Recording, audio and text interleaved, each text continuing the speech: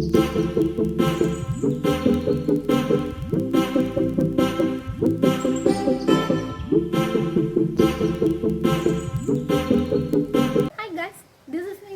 Back to my YouTube channel. നിങ്ങൾ ആദ്യമായിട്ടാണ് ഈ ചാനൽ കാണുന്നെങ്കിൽ സബ്സ്ക്രൈബ് ചെയ്യുക. ഈ ചാനൽ നിങ്ങൾക്ക് ഇഷ്ടപ്പെടുവാണെങ്കിൽ ചെയ്യാൻ ശരിയാ.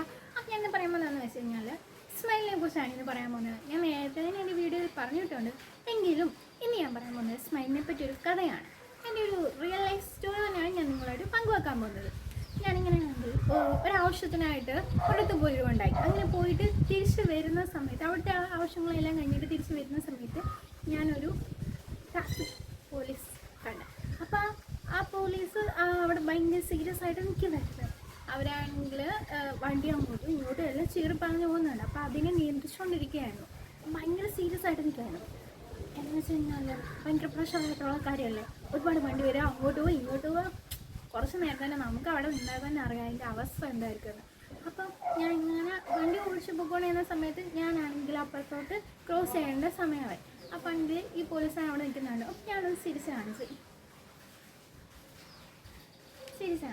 കാണിച്ചപ്പോൾ ആ പോലീസാണ് ചിരിച്ചു. ഭയങ്കര സന്തോഷത്തോടെ എൻ്റെ അടുത്ത് വന്നിട്ട് പറഞ്ഞു, തനിയെ പൊക്കോളല്ലോ അല്ലേ, അങ്ങോട്ട് ആക്കേണ്ട ആവശ്യമില്ലല്ലോ, തനിയെ പൊക്കോളല്ലോ എന്ന് ചോദിച്ചു. ഞാൻ പറഞ്ഞു ആ സാറിന് എന്നിട്ട് ചിരിച്ചിട്ട് ഞാനിങ്ങനെ തിരിച്ചു പോകുന്നു.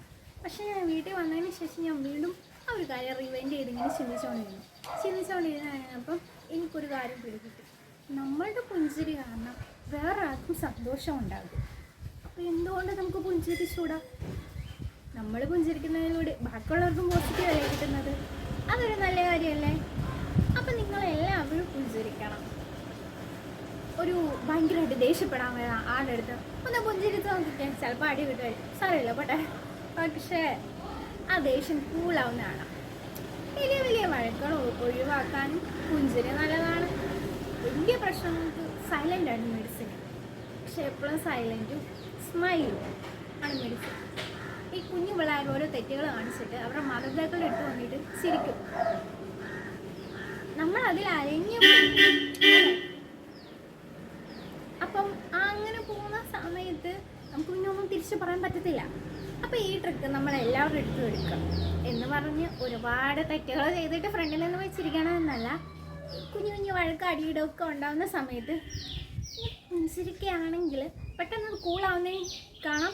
പെട്ടെന്ന് ആ പഴയ ആ ഒരു അടി ഉണ്ടാക്കി പോയ ആ നിമിഷത്തിന് മുമ്പുണ്ടായിരുന്ന ആ ഒരു എന്താ പറയുക പീസ് ഓഫ് മൈൻഡിലേക്ക് തിരിച്ചു വരികയും ചെയ്യും. അപ്പോൾ എങ്ങനെ try ചെയ്യുമല്ലേ? Smile and be confident.